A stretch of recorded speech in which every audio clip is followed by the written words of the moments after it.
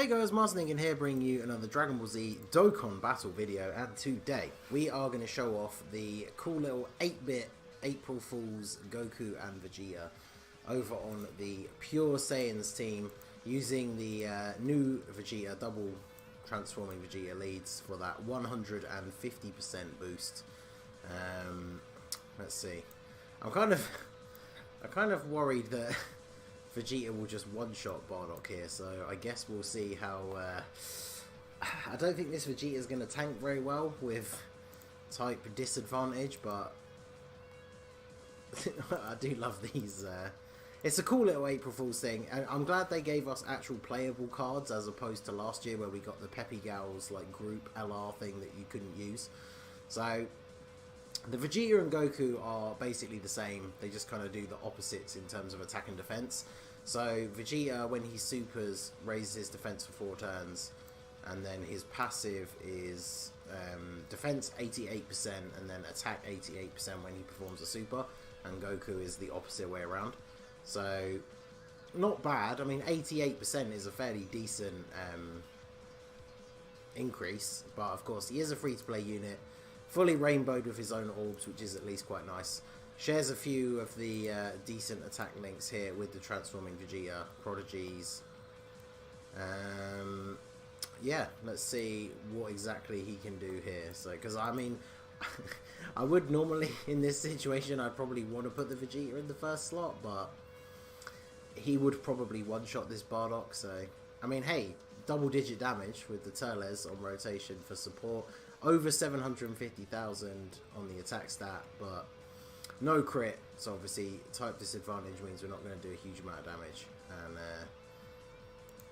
so I guess Vegeta, if he hadn't got the additional in the first slot, he wouldn't have taken him out. But plus I guess he wouldn't have had Fierce Battle Active. Yeah, I mean, we could have been okay. But we've actually got all the rotations that I wanted as well, because there's this random Super Saiyan 2 Goku that has Infighter, Saiyan Warrior Race, and Kamehameha, which is this guy's attack links. So that's pretty decent. Let's just bring up the Goku info here, just to double check. So yeah, he raises attack for 4 turns instead of defense, and then yeah, attack and defense just switched around. They always do this when they bring out like, they'll bring out like a Goku and Vegeta card at the same time, and then just have them do like the same thing but the opposite way around. So, not surprised to see that happening again. But Goku obviously slightly more attack focused, Vegeta more defense focused. So let's see what we can get here. So 615,000, we've obviously got no support unit.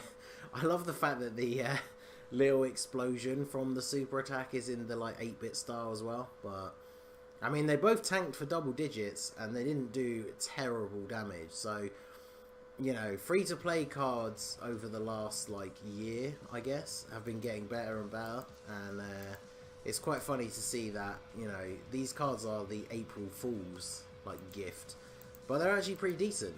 I mean, obviously, they're massively helped out by the fact that they have their own orbs to rainbow them, because, I mean, just looking at their stats and, like, the breakdown of their passives, depending on your box, of course, they probably wouldn't be worth rainbowing if you had to use your normal orbs, but it's always nice to have these free rainbow units. So yeah, Vegeta, same attack stat again. We've got another 40% support unit on the rotation. So them hitting 1 million attack stat. Oh yeah, I guess we are fighting a Pure Saiyan's enemy, so they get that nice little buff. So yeah, the Vegeta tanking better than the Paragus and Broly unit. That's actually pretty funny. So we need a crit here for the 8-bit Goku to actually successfully take out STR Bardock because of the type disadvantage. 815. So that attack raise putting him above Vegeta and still tanking for double digits against type disadvantage. So pretty solid. This Super Saiyan 2 Goku's not even awakened. I don't think I've ever used him. I went to reverse him before loading up this showcase, thinking that I must have reversed him to like put in dupes or something, and apparently I just never awakened him. And he needs medals from the hero extermination event, which is obviously not on at the moment, and he doesn't gain any links other than shattering the limit, so we didn't need to we didn't need to awaken him. Why is the Super Vegeta? I guess, did we super attack with the... No, because this guy's transformed more, so surely he's been around more turns. Oh, wait, no. What am I talking about? I was wondering why the attack stat difference is so much, but of course I forgot I brought a 55% transforming Vegeta friend because I didn't want, him to do too much damage. So we'll get him to not super, then we'll give you the super, and then we'll get mine to super at the end as well. So no support units here. But I would be, yeah, over 500,000. I mean, 500,000 attack stat, not bad. Still tanking for double digits. That's what I wanted to see, because obviously now we're at the int phase. We're at the final sort of main boss. I know this. I know Bardock has the like AGL suicide phase, but yeah, this guy, he's like the main boss phase, and so to still be tanking for double digits with no type advantage, that is actually pretty good, I've got to say. So we're gonna have to do this, otherwise we can't super attack. So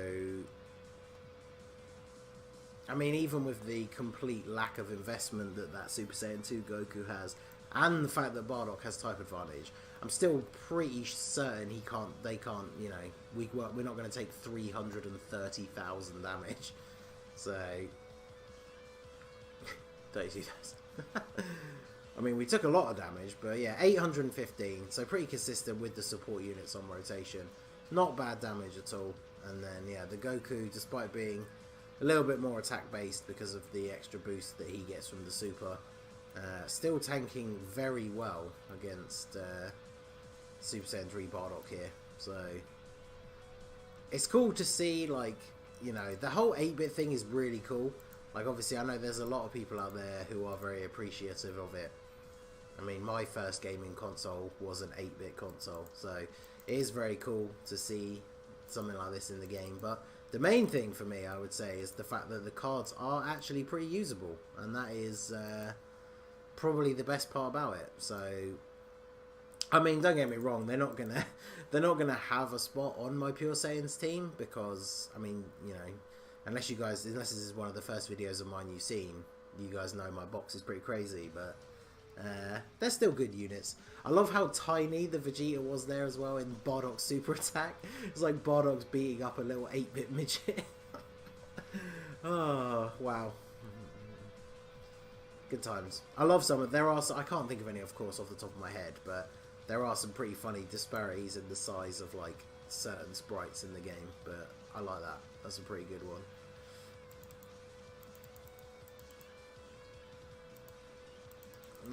Okay, so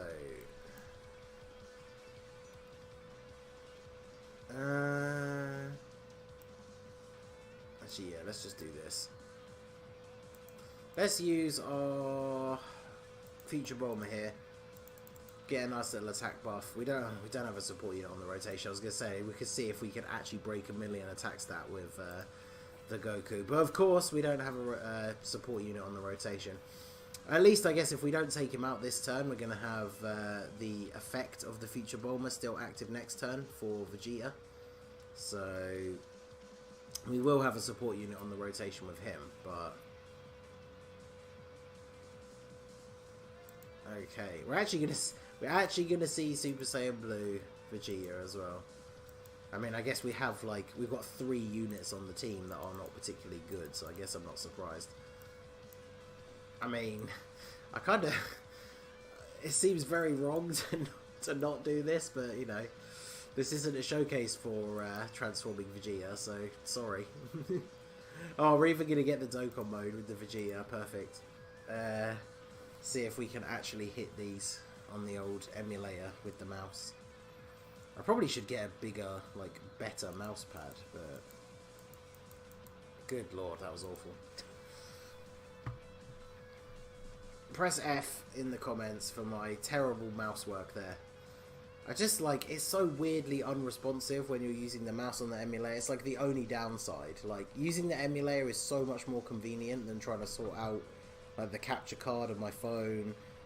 And you guys will probably remember from my earlier streams, like my phone would always die after like an hour or so. So the emulator is so much more useful in many, many ways.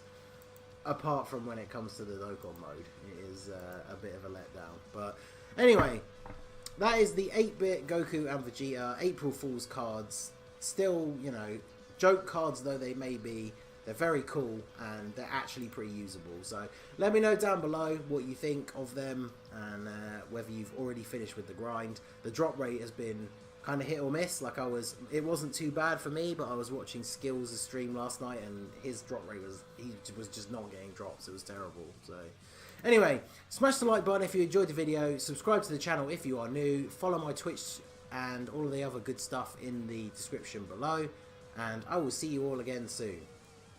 Have a good one.